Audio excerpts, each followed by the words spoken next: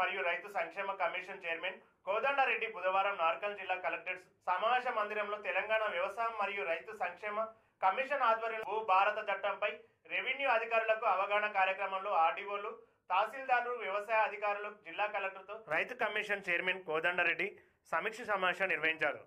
భూ భారత చట్టంపై రెవెన్యూ అధికారులందరూ అవగాహన కలిగి ఉండాలని, అవగాహన సదస్సులను పక్కగా నిర్వహించాలని జిల్లా కలెక్టర్ బదావ్ సంతోష్, వ్యవసాయం మరియు రైతు సంక్షేమ కమిషన్ చైర్మన్ కోదండరెడ్డి అధికారులకు సూచించారు.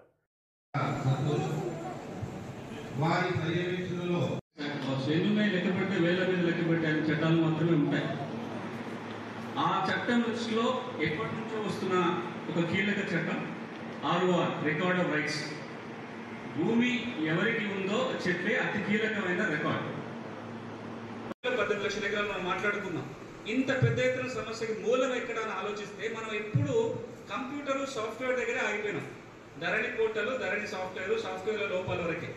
దాన్ని కొంచెం లోతుకు వెళ్తే ఎందుకంటే జరిగిందంటానికి చట్టంలో ఉన్న కానీ లేకపోతే ఇంకేదైనా జరిగినప్పుడు ఆ వారసత్వ భూములు వస్తేనో, రిజిస్ట్రేషన్ ద్వారా భూములు వస్తేనో తప్పు జరిగితే మళ్ళీ సివిల్ కోర్టుకు పోవాల్సిందే తప్ప అప్పీల్ వ్యవస్థ లేకుండా పోయింది. ఇట్లా చెప్పుకుంటూ పోతే చాలా లోపాల చట్టంలో కనపడాయి.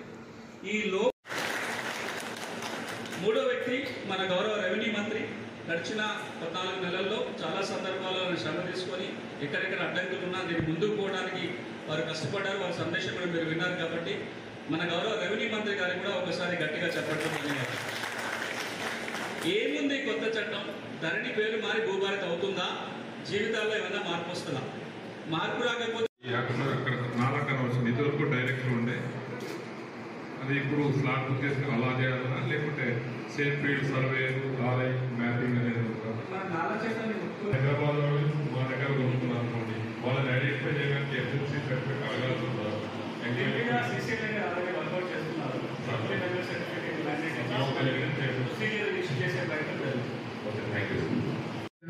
రైతు బిడ్డ పిసిసి అధ్యక్షులుగా బాధ్యతలు చేపట్టాడు.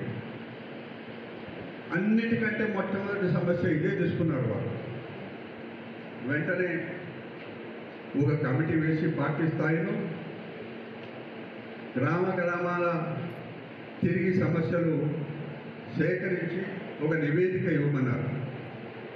నివేదిక ఇచ్చిన తర్వాత వారు 2 రోజులు దగ్గర పెట్టుకున్నారు. తొందరపడలే. ఆ నివేదికను చాలా క్షుణ్ణంగా పరిశీలన చేసిన తర్వాత మొట్టమొదటగా ఈనాటి గౌరవ ముఖ్యమంత్రి, ఆనాటి పిసిసి ప్రెసిడెంట్కు బాధ కలిగించింది ఏంటంటే, ఏమిటి మన తెలంగాణలో ఉన్న ఇంత పటిష్టమైన రెవెన్యూ వ్యవస్థ ఏనాడు కూడా ఎవరు కూడా ఇబ్బంది పడని రికార్డులన్నీ కూడా తీసుకెళ్ళి ఒక దృష్టిలో పెట్టుకొని ముందుకు సాగాలి. ఒక కొత్త శకం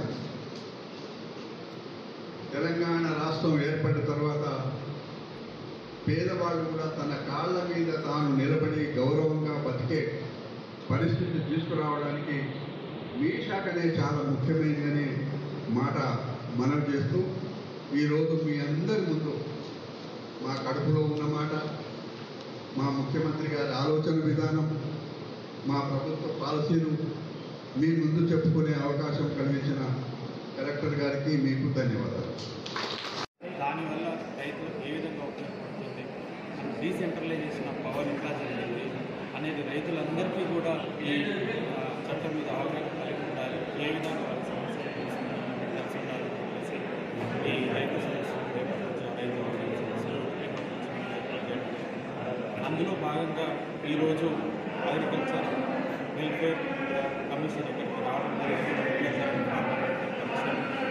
కమిషన్ సభ్యులు అందులో సునీల్ గారు కూడా ఉన్నారు. ఆయన చట్టం రూపకల్పన మొదటి నుంచి ఉన్నారు.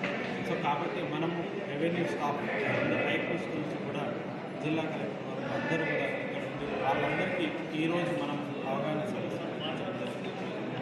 సో దట్ రేపు ఈ రెవెన్యూ స్టాఫ్ కూడా వాళ్ళ దగ్గరకు వచ్చే రైతులకు, ప్రజలకి అందరికీ కూడా ఈ చట్టం గురించి క్లియర్గా చెప్పి ఎట్లా అప్లై చేసుకోవాలి, ఎట్లా తీసుకోవాలి క్లియర్గా చెప్పాలి. ఈరోజు మనం మన రెవెన్యూ స్టాఫ్ అందరికీ కూడా అవగాహన చేస్తున్నాం. రేపటి నుంచి మన జిల్లా మొత్తంలో కూడా అయిపోయిన వరకు ఈ అవగాహన ప్రతి మండలంలో రోజుకి సందేహాలు కూడా కొన్ని చేయడం జరిగింది. అవన్నీ కూడా సునీల్ గారు క్లారిఫై ఇంకా రేపు మనం ఫార్మర్స్కి చెప్పినప్పుడు వాళ్ళకు కూడా ఏమైనా సందేహాలు రావచ్చు. సో ఆ సందేహాలకు వీళ్ళు ఆన్సర్ చెప్పాలంటే వీళ్ళకి కూడా చట్టం గురించి దాంట్లో ఉన్న రూల్స్ గురించి క్లియర్గా ఉండాలని చెప్పి ఈరోజు వాళ్ళందరికీ తెలియజేస్తున్నారు. ఖచ్చితంగా ఈ చట్టం గురించి దాంట్లో వచ్చిన కొత్త అంశాల గురించి కూడా రేపటి నుంచి మనం అవగాహన చేయాల్సింది.